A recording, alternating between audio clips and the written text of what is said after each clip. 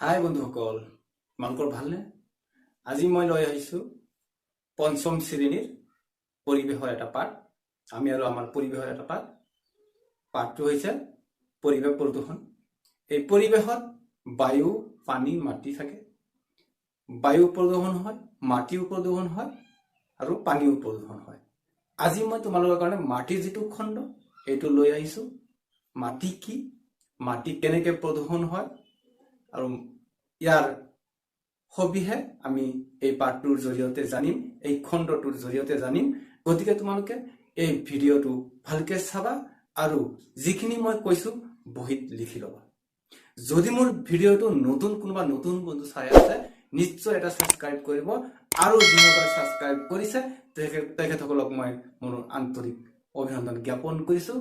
আৰু যদি মোৰ ভিডিঅ'টো আপোনালোকৰ ভাল লাগে এটা লাইক কৰিব। আৰু যদি ভাবে যে এই ভিডিঅ'ৰ জৰিয়তে মই আৰু ৩-৪জন বন্ধুক সহায় কৰিম, ভিডিঅ'টোৰ জৰিয়তে সহায় হ'ব বুলি ভাবে, তেন্তে নিশ্চয় এটা শ্বেয়াৰ কৰি দিব। ধন্যবাদ। আহক ভিডিঅ'টো চাওঁ কি আছে।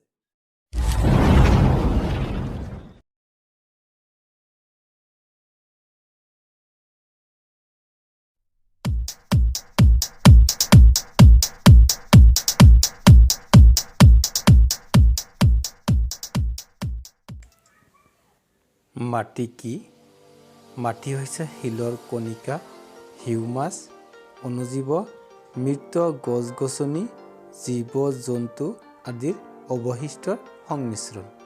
মৰমৰ ছাত্ৰ-ছাত্ৰী হওক, তোমালোকে বুজি পালানে যে মাটি কি? সেইখিনি তোমালোকে বহীত লিখি ল'বা ভালকে। মাটি প্ৰদূষণ কি?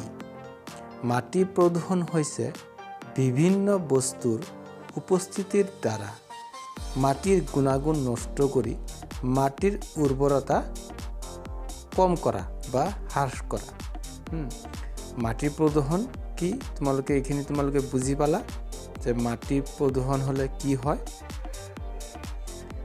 মাটিৰ প্ৰদূষণৰ কাৰণসমূহ হ'ল অতিমাত্ৰা ৰাসায়নিক সাৰ, কীটনাশক আদি প্ৰয়োগৰ ফলত মাটি প্ৰদূষিত হয়। ছবিখন তোমালোকে মন কৰা, খেতিত সাৰ দিয়া হৈছে, ৰাসায়নিক সাৰ দিয়া হৈছে, ইয়াৰ ফলত মাটি প্ৰদূষিত হয়। এতিয়া আহিল ২ নম্বৰ কাৰণ, ঘৰুৱা আৱৰ্জনা, পেলনীয়া খাদ্য, মল মূত্ৰ আদি য'তে ত'তে পেলোৱাৰ ফলতো মাটি প্ৰদূষিত হয়। আমি ঘৰৰ আৱৰ্জনা, পেলনীয়া খাদ্যবস্তু য'তে ত'তে পেলোৱাৰ ফলতো কি হয়? আমাৰ মাটি প্ৰদূষিত হয়। গতিকে আজিৰ পৰা আমি এইখিনি নকৰোঁ। উদ্যোগৰ পৰা ওলোৱা আৱৰ্জনাবোৰ মাটিত মিহলি হৈ মাটিৰ উৰ্বৰতা নষ্ট কৰে। মানে ইণ্ডাষ্ট্ৰীসমূহৰ পৰা যিবিলাক বেয়া পানী আৱৰ্জনা ওলায়, এইবিলাক মাটিত পৰি এইবিলাকৰ দ্বাৰাও কি হয়? আমাৰ মাটি নষ্ট হয়, মাটি উৰ্বৰতা নষ্ট হয়। পেলনীয়া প্লাষ্টিকৰ সামগ্ৰী, টিন, কাঁচৰ টুকুৰা আদি য'তে ত'তে পেলোৱাৰ ফলত মাটি প্ৰদূষিত হয়। বুজি পালানে যে প্লাষ্টিকৰ সামগ্ৰী কিমান ভয়ংকৰ, কাঁচৰ টুকুৰা কিমান ভয়ংকৰ। মাটি প্ৰদূষণৰ আন এটা কাৰণ হ'ল নিৰ্বনানীকৰণ। মানে যধে মধে গছ-গছনি কাটি ধ্বংস কৰিলে মাটি প্ৰদূষিত হয়। গতিকে আমি আজিৰ পৰা গছ নেকাটো, গছ কোনোবাই কাটিলে আমি বাধা দিম। গছ কাটিলে মাটি প্ৰদূষিত হয়। মাটি প্ৰদূষণৰ প্ৰভাৱসমূহ। মাটি প্ৰদূষণৰ ফলস্বৰূপে স্বাভাৱিক গুণাগুণ হ্ৰাস হৈ মাটিৰ উৰ্বৰতা শক্তি বিনষ্ট হয়। ২ নম্বৰ, মাটি প্ৰদূষণৰ ফলত শস্যৰ উৎপাদন দিনকে দিনে কমি যায়।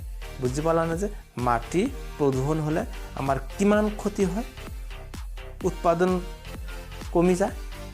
৩ নম্বৰ হ'ল অত্যাধিক কীটনাশক দ্ৰব্য প্ৰয়োগৰ ফলত মাটিত থকা অণুজীৱবোৰ মৃত্যু হয়। ৪ নম্বৰটো হ'ল প্লাষ্টিক, টিন, পলিথিনৰ মোনা, ৰবৰ আদি পেলোৱাৰ ফলত মাটিৰ পানী ধাৰণ ক্ষমতা হ্ৰাস হৈ ভূপৃষ্ঠত গছ-গছনি গজাত বাধাগ্ৰস্ত হয়। এইখিনি তোমালোকে বুজি পালা, ভালকৈ বহীত লিখি ল'বা। ধন্যবাদ।